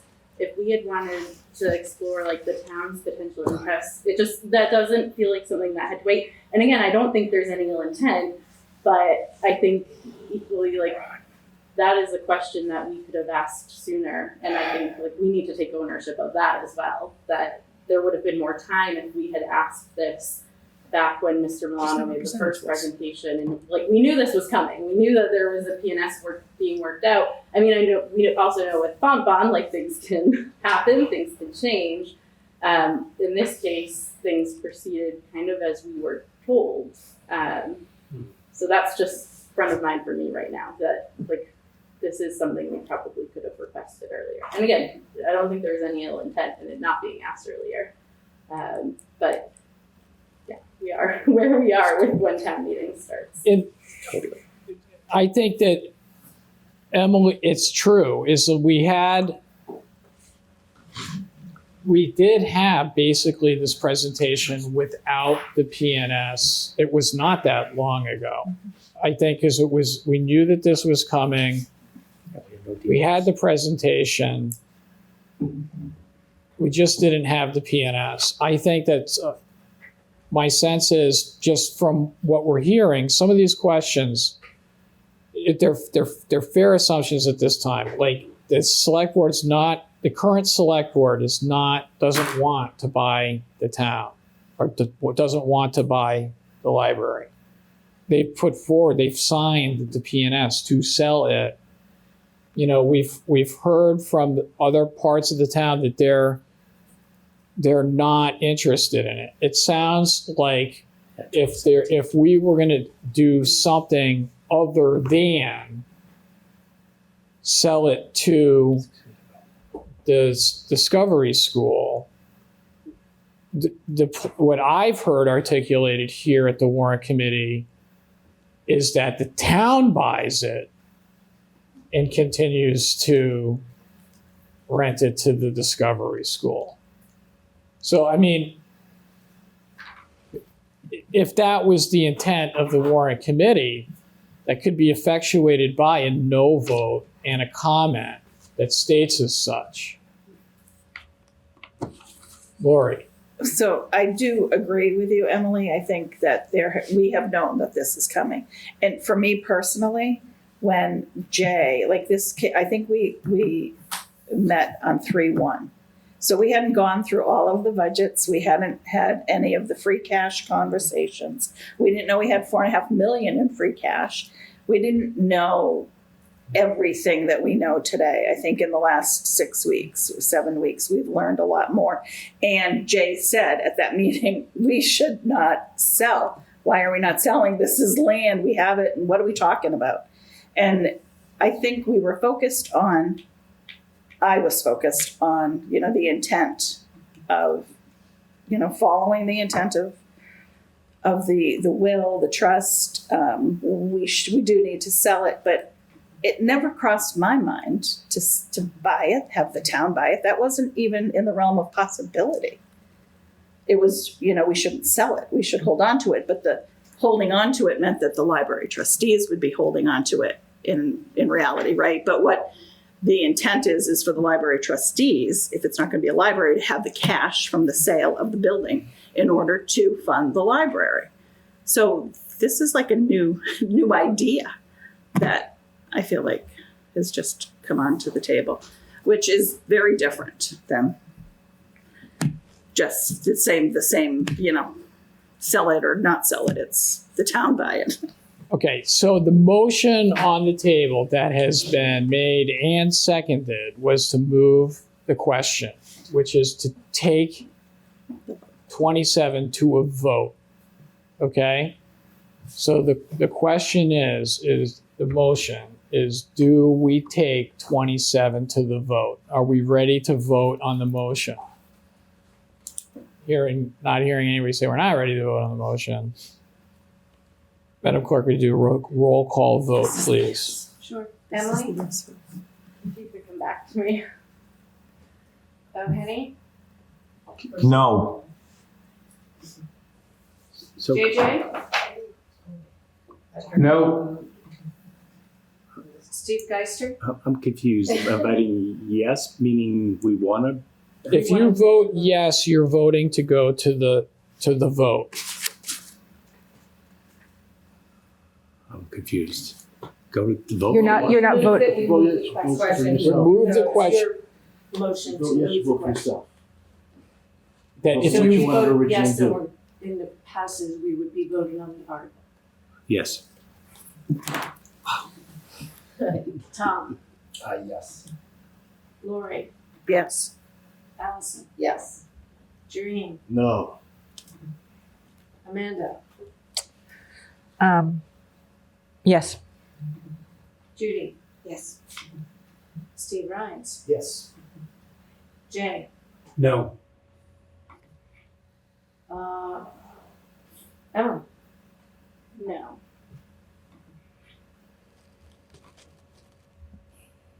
No, 7-5?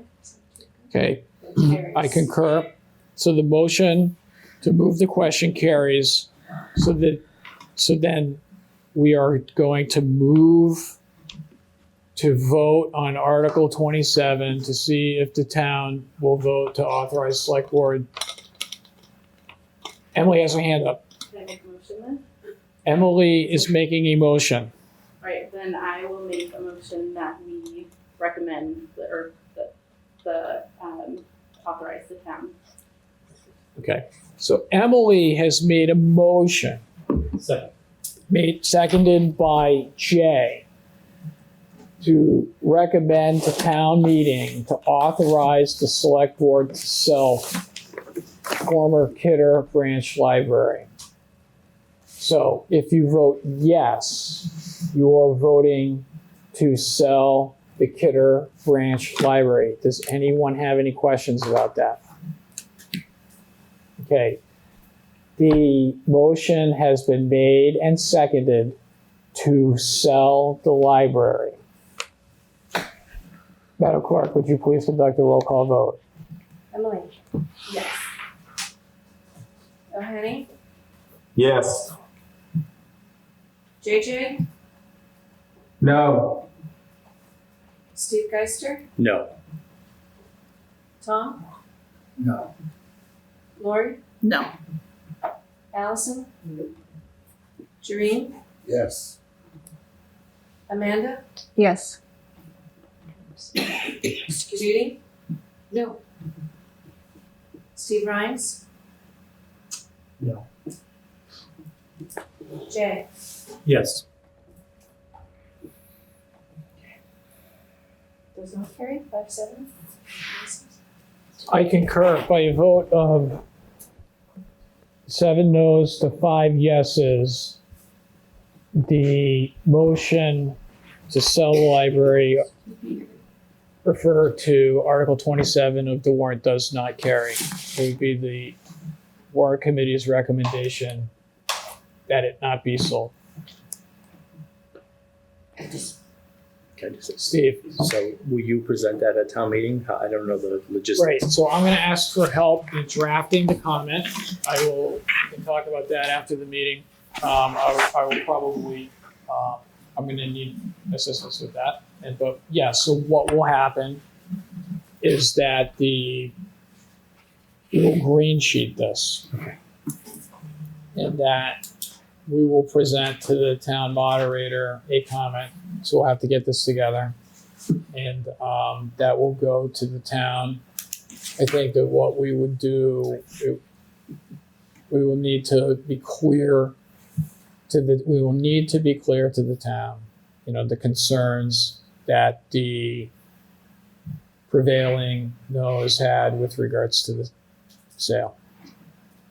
Do you want our comments? So, I'll be quiet. moving on. I have a quick question. Yes. Is this a majority or 2/3 vote? Two-thirds of Is town. it 2/3? Okay. I don't know. Any land transfers? Any land- 2/3? Okay. 2/3. Okay. Okay.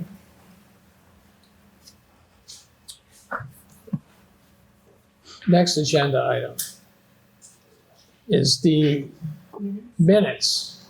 Minutes of multiple meetings were distributed. I'm sure that everyone took a good look at those. Oh, yeah. Did anyone have any concerns, any edits?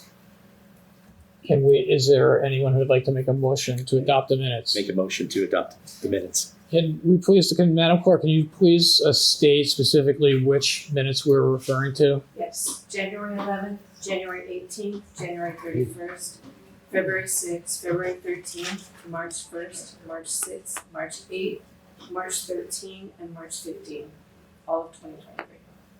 A machine. I make a motion to approve.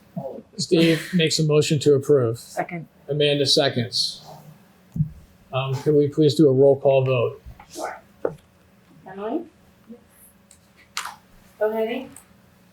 Yes. JJ? Yes. Steve Geister? Yes. Tom? Yes. Lori? Yes. Allison? Yes. Jareen? Yes. Amanda? Yes. Judy? Yes. Steve Rhines? Yes. Jay? Yes. Motion carries.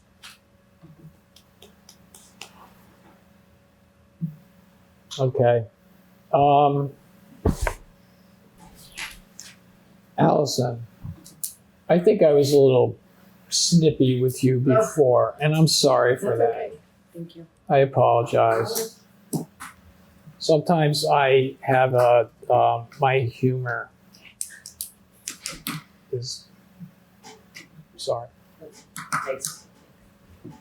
Okay, and then finally, we have a town meeting coming up, and I know I'll get it out. We have at least, there's 2 motions that are gonna come from the floor. They're kind of the same motion that are gonna be germane. I think it's 12 and 13. It's the bylaws. Okay, there's gonna be a motion from the floor to refer, basically to refer those to the back to the committee, if you will. Okay, I will get that out to everybody right away. Okay, but what's going to happen is we're going to have to come up with a recommendation. So I think that essentially it's kind of like a for further study or for further review kind of situation, where there were some concerns raised by a citizen that maybe that needs more time, okay? So what we will need to do is we will need to get together quickly to have our own discussion and to come up with a recommendation to the town as to how, what the town should do when it is faced with the motion from the floor, okay? And that's kind of like as we get ready for our participation in town meeting. You know, we need to be ready for these motions from the floor. So the first thing you have to do is you actually have to pay attention at town meeting. This is harder than it sounds. I believe it. You gotta be paying attention, okay?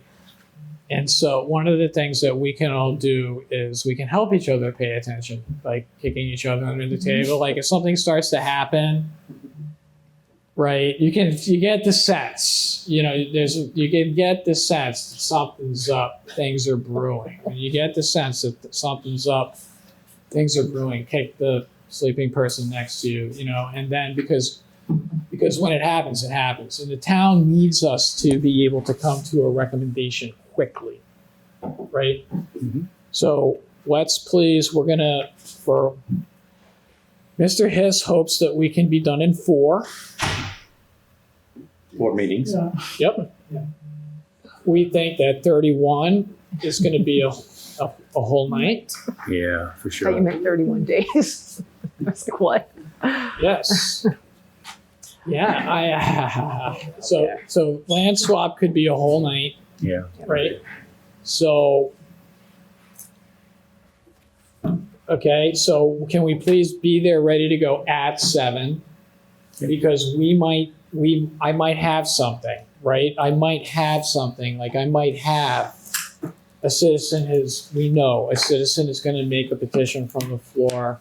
We know it's coming. We can get it out. We can quick get together.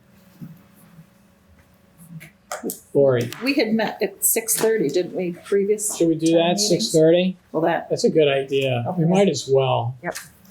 6:30, right? And then Judy, Point of procedure, yeah. Mr. Chair.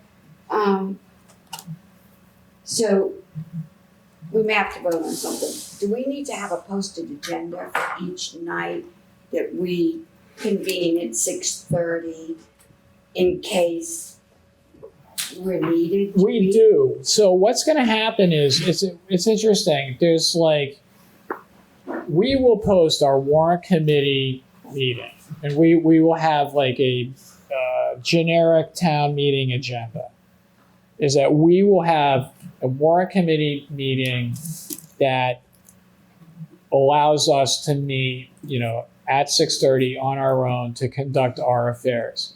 I think that what technically happens is when we are in town meeting, No agenda. and we're breaking out from town meeting, we're considered part of that. However, we do need to have and will have, for each of those nights, our own meeting so that we can meet ahead of time and conduct our affairs If we have. if we have any. Right. Especially if we're gonna get a jump on something. Like, So we'll say 6:30 every town meeting. let's please do that. Yeah, okay. Yep. So if there were a citizen's petition, how does that work? Does that come like within the meeting, or how does that work? So that can happen. Like, so a citizen town meeting member gets up in front of the microphone and says, I make a motion that this happened last year. We cut Oh, right, that one. how many million out of the school budget? 5? Not Or enough. make an amendment. Make an amendment. They make an amendment. Yeah. I move to amend. Yeah, yeah. Bang, bang, bang. This is my thing. And then they, like I often say, like, we're a mini town meeting. And it goes like that. Is there a second? Do we want to have discussion? And so then what happens is, because there's a motion, they go to the warrant committee. The warrant committee, the motion is take out 5. What do you think? Warrant committees should be 7. Right? 20. 20. 30. Already. Right. So it goes like that. So we, hopefully, we will be able to do these things quickly and huddle up at our table up front. If we really need to break it out, we can. We have our room. We could break it out, and but it's open, right? So I would imagine, and we would just stay there and just do it. Like, because up, at our little table, the townspeople have an absolute right to come and huddle around us and listen to what we have to say. It's an open public meeting, so we just need to be able to roll with it. So with logistics, how do we vote? Is it on a piece of paper? Do pass around a piece of paper with each of our names? We check yes or no? No, I think we would just do a voice vote. Hopefully, town meeting's completely in person, right? Yep. Yeah. Yep. Town meeting's completely in person. Maybe we can ask what they did before, because I don't know if anyone in this room, we lost Lorraine. I don't know if anyone in this room has been up at the front of town meeting when that's happened. I always thought they were passing around a piece of paper. Is that what you thought? No, just No. like I thought it was a the voice. exact same format we have right now. I was wondering what everybody was saying down there, and like what they were doing, Okay. but you never. As So- long as Karen can hear us. Right. We'll make sure that we get it. So we might have to huddle up, and then I'm just one of the reasons why we have so many people on the warrant committee is so that if something happens, people can take care of what they got to do, right? The way that this has been going, especially when it comes to the night of the land swap, I think we need all hands on deck for that one, definitely, right? Sorry to interrupt. Yes. Would you have a sense of what night it is? I think I texted you that I passed. Yes. So I can. Legitimate Yes. reasons that. Yes. Yep. We will. I can talk to the town moderator to ask. Just a second. Right, because it'll be just a sense. He'll be. I think it'll be more than a sense. I think the moderator is going to start the meeting and say, I will entertain a motion to, because everybody wants to know what night that is. So I think the moderator is going to entertain a motion to set a time certain, Article 31. So like Monday, first thing, I think the moderator is going to say, does anyone want to make a motion to set a time motion that we will debate Article 31 first thing on Tuesday, Thursday, whenever. So I think that's going to happen. To move the order of the Because items. everybody wants to know what night that is. So I think we're going to learn that early on. That's yeah, right. It Sorry, sounds just good. throwing that out there. Right. That things can go out of order of the numbers. Yep. Because he's going to want to devote a whole night to it. So there's going to be a consent agenda where he's going to roll. He's going to seek permission to roll. Like it could be a lot. It could be like up to 20 of the budget articles that are your stormwater, Yeah. PEG, to rescind the debt. Like these things, a lot of these things, like there's certain types of things that they can just roll in and say, we're going to vote all of them at once. Unless there's an objection from. Unless there's an objection, and then, That'll be day one, usually. yeah, that'll be day one, but you're right. And then, so they will get as much of that done and out of the way, and then we would roll. I think it's pretty safe. I think it's pretty safe to assume we're not going to do land swap on the first night. Right. Okay. I agree. I feel like you make some traction. Right? That would be good to do it first.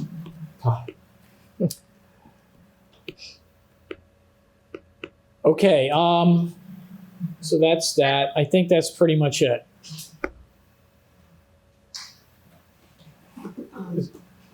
Motion to adjourn.